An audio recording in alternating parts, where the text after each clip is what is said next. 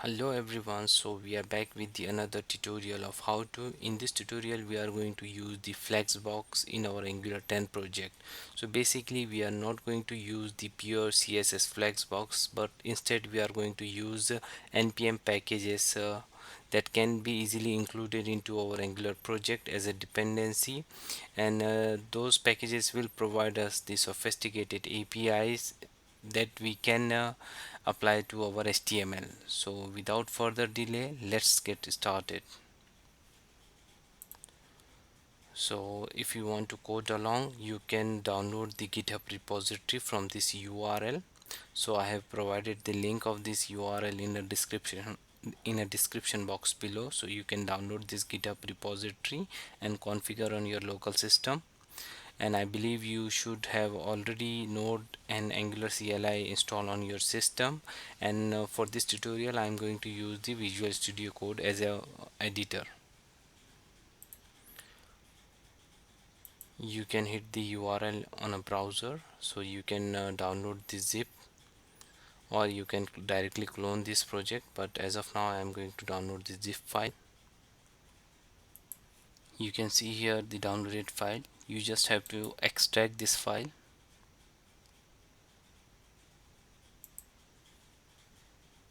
and now you can see there is a folder which contains our boilerplate or template project. So if you have the node.js installed on your system, just run that node command.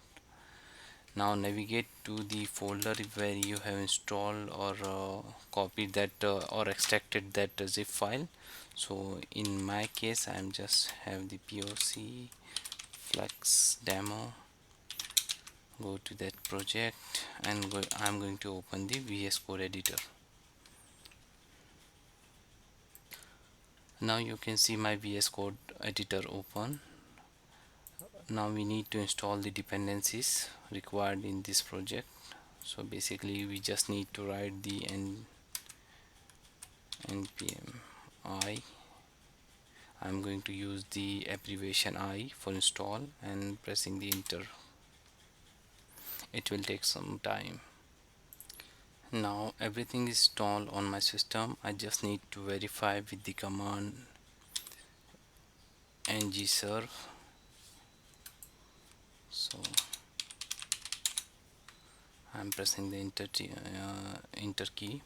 So it will run the project on port 4200. So we are just verifying that everything is working. So basically our boilerplate code should be run without any error.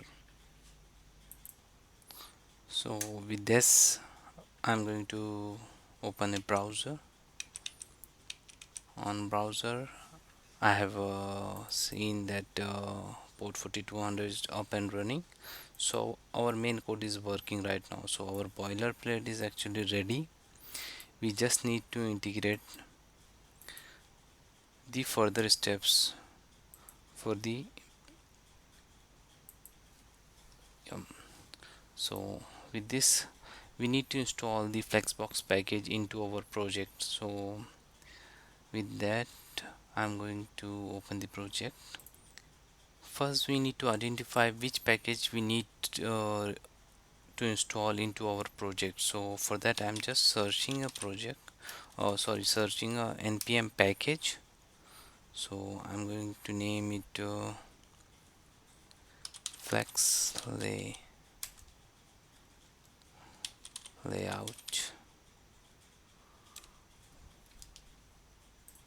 So the name of the package is flex hyphen layout, or I'm just typing the npm. So in the market there are many version of the packages available for the Flexbox layout, but we are going to use this specific package. So I'm just opening that package documentation. So you will find the installation steps here. Yeah, so here you can find the command which is required to install this package.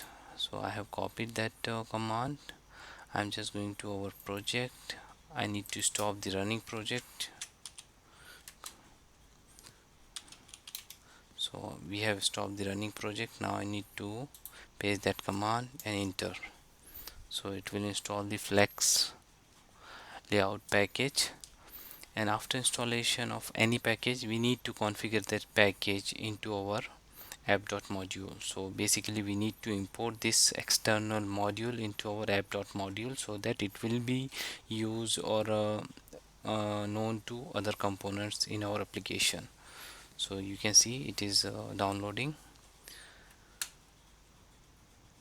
Yeah, so so the downloading is completed right now. So if you go to the slides, you can see that we need to import it to the app module.ts file. So I'm just going to, so first we have covered that installation using this command. Now we need to import this into our app.module. So for that I'm going to open the app.module,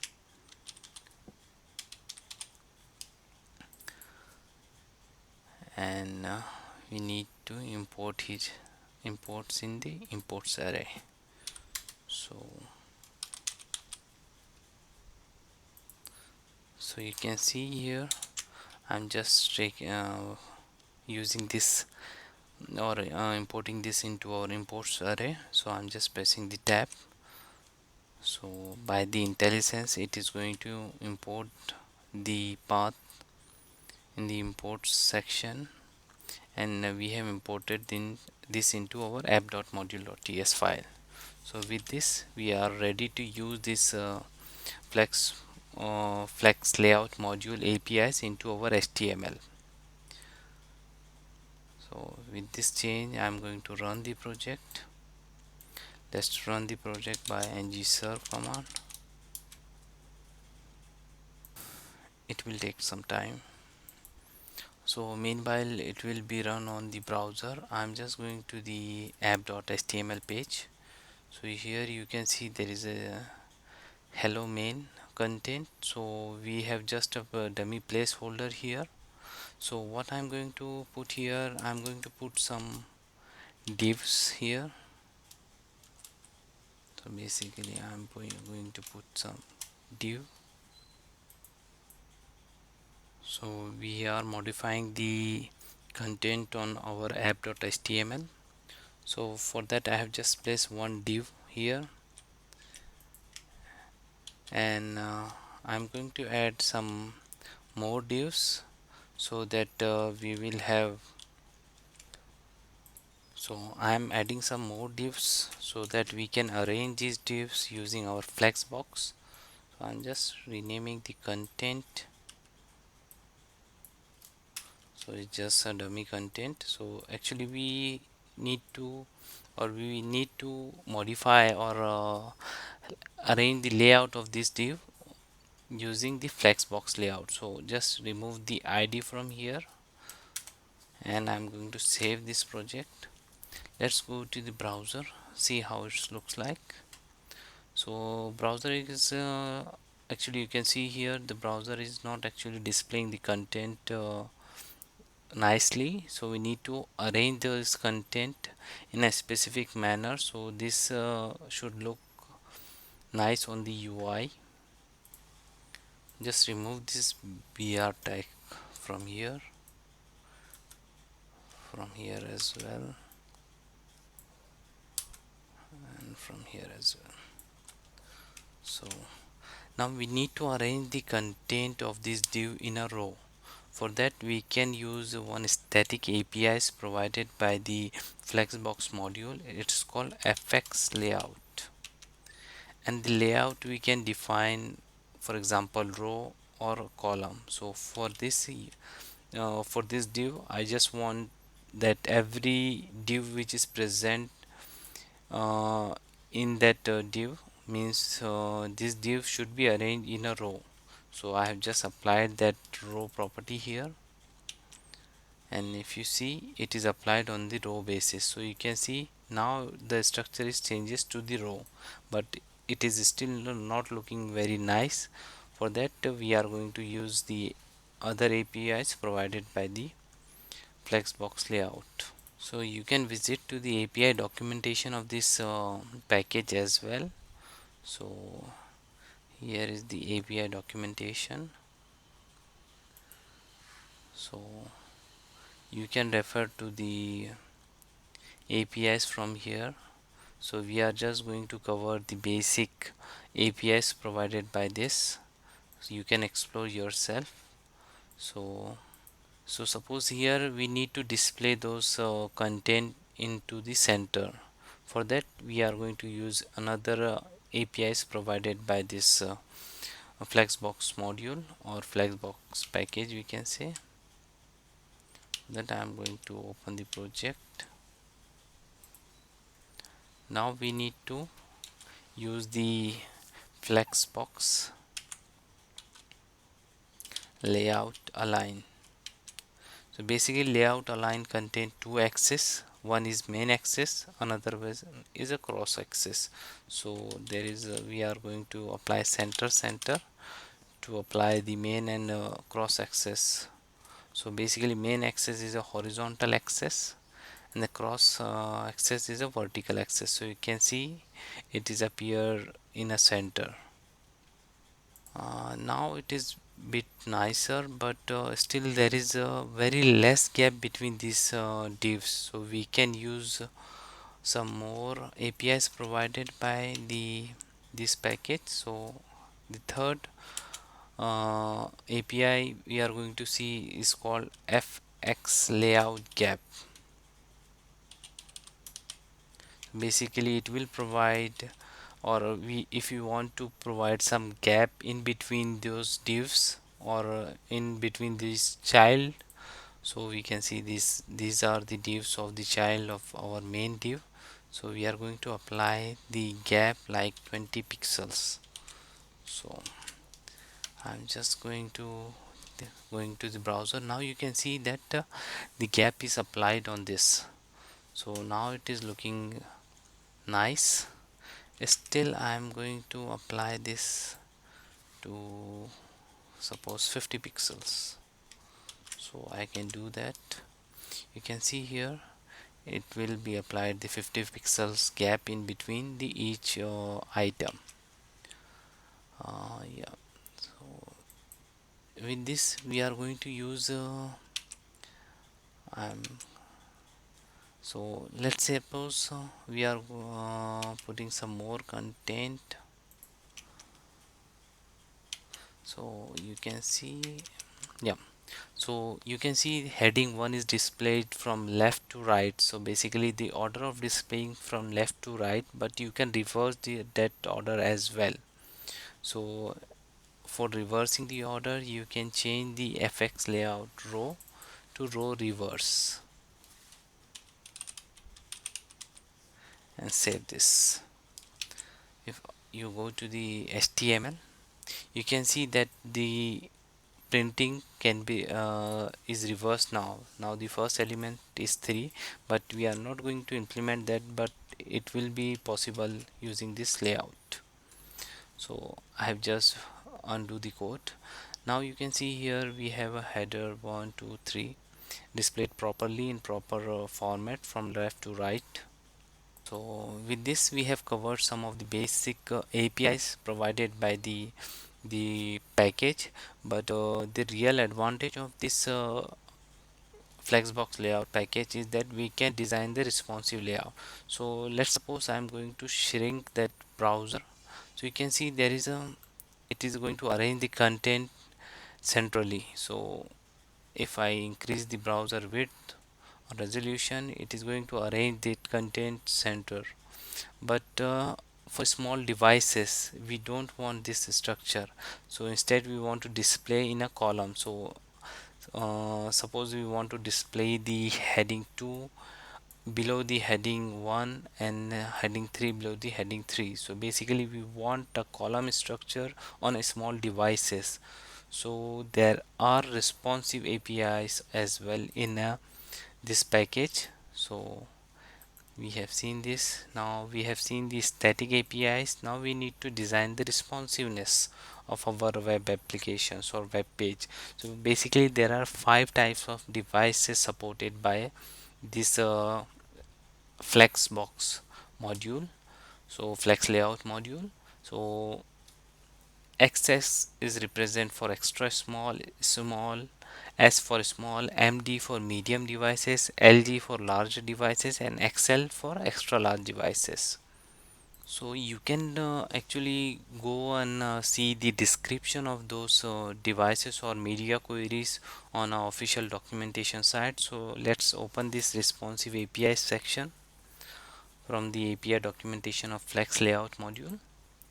So here you can see that the resolution,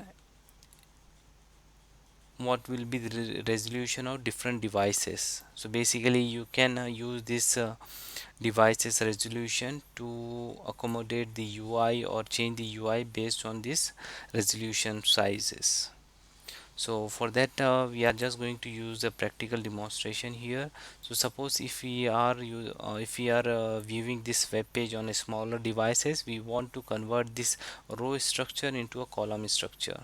For that I'm just going to, so act yeah, so actually we need to form some equations here when we are using some responsive layouts. So basically this you can see a layout row, it is actually applying the row on each devices, so it is not considering the device resolution here at all. So we need to provide some of the inbuilt directives or inbuilt APIs so that it will react to the responsive or screen resolution based on the screen resolution. So we need to convert this row structure into a column if we hit the small or extra small devices. So for that I'm going to add API. So for that we are going to use the directive called fx layout, and with this fx layout we have used the lt-sm, means lt stand for less than and sm stand for the device resolution. So if the device resolution is less than small devices, so we have seen this here on responsive, small devices have the resolution minimum width 600 pixel. So if we below 600 pixel, it will be going to convert the layout into a column instead of row. So with this change I have saved the HTML page. Now I am going back to our browser and open application. So you can see here, if I just reduce the size of the browser, so if we hit less than 600 here, now you can see the magic happens. So it changes the row into a column structure. So with this you can use the device resolution in order to change the layout. So basically we have used LT. You can use GT, greater than, if you want to design the layout if some threshold value is greater than the resolution. So you can use the GT hyphen the device name. So there are 5 types of devices: extra small, XS, small devices SM, medium devices MD, and large devices LG, and extra large devices is LX. Basically you can form this type of structure as well. So one more thing, that suppose if you want to hide something, like here suppose there is a share button, I want to hide this when there is a we are viewing this web page on a small screen or mobile screen. So I'm just using height, fx height dot less than device or extra small.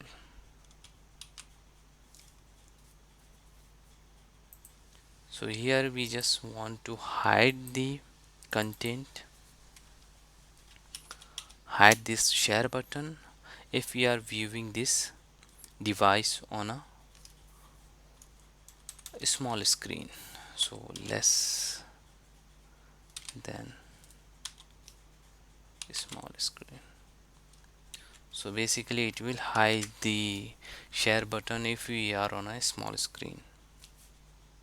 So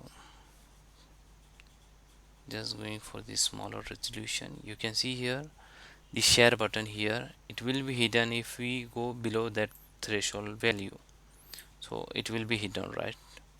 So with this type of change you can show or hide the content based on the resolution. So hope you will enjoy this lecture and implement this in your project. Yeah, and stay tuned. Please subscribe to our channel so that you will never miss the update. Thank you.